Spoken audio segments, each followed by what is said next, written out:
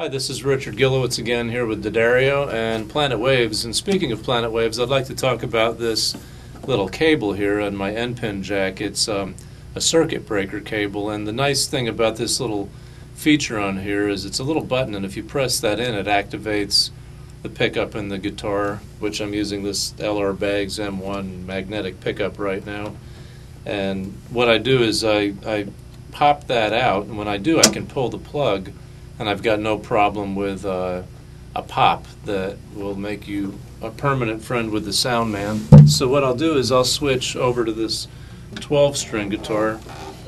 This happens to be a new Breedlove signature 12-string they were kind enough to make for me. And so now I can take this and pop that in the sound hole, turn that on, and I'm good to go. So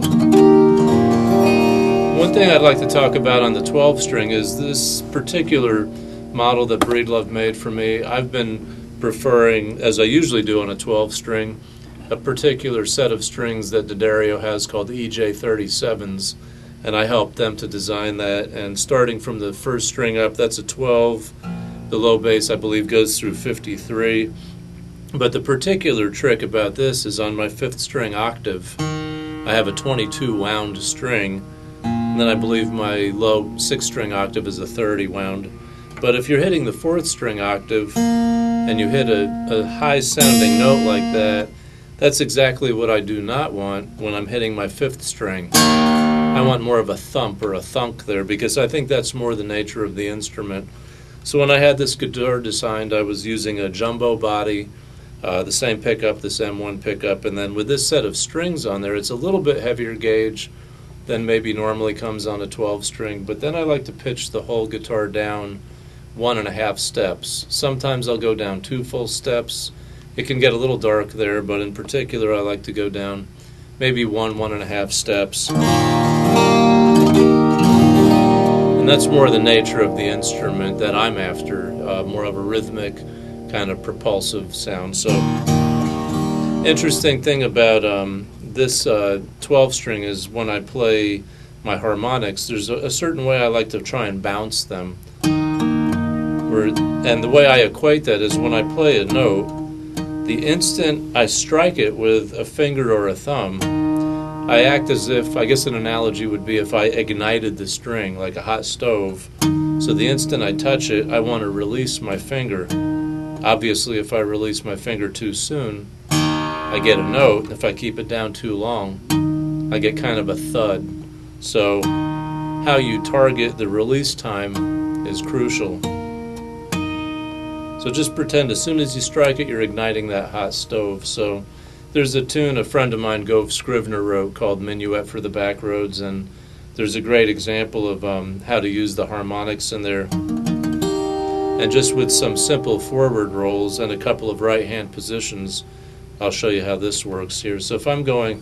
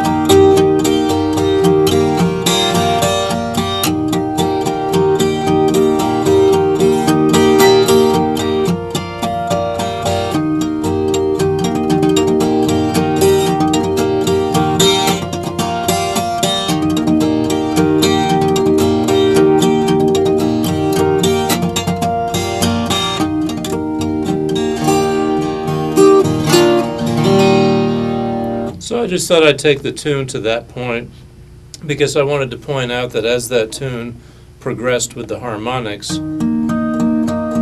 it starts off with my fingers in this second position where index, middle, and ring are on strings 4, 3, 2, and I just do a P, I, M, I, back and forth a few times, so I have P, I, M, I, M, I.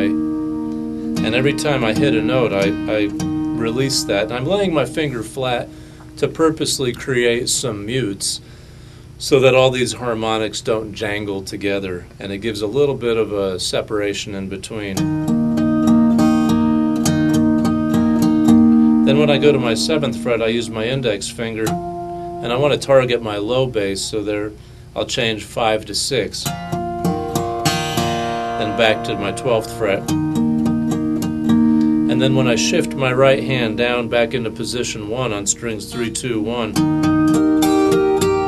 I try and get my thumb to go 5, 4, 3, so that you'll notice when I come down with my thumb on the 3rd note, I'm targeting that octave string, the 3rd string octave there, to get kind of a ping, a higher note.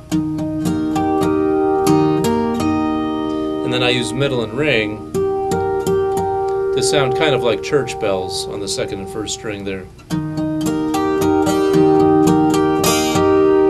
And then I do the same thing at fret 7, and then when I come back up on the 3rd pass through, the first 4 notes are 16th notes. It's counted 1 E and then a couple of pinches after that. But when I do the 16th notes, you'll notice I've got no choice but to lay my finger flat. It's almost just too much to release it and bring it back down in that time frame. So I don't mind a little bit of a thud there.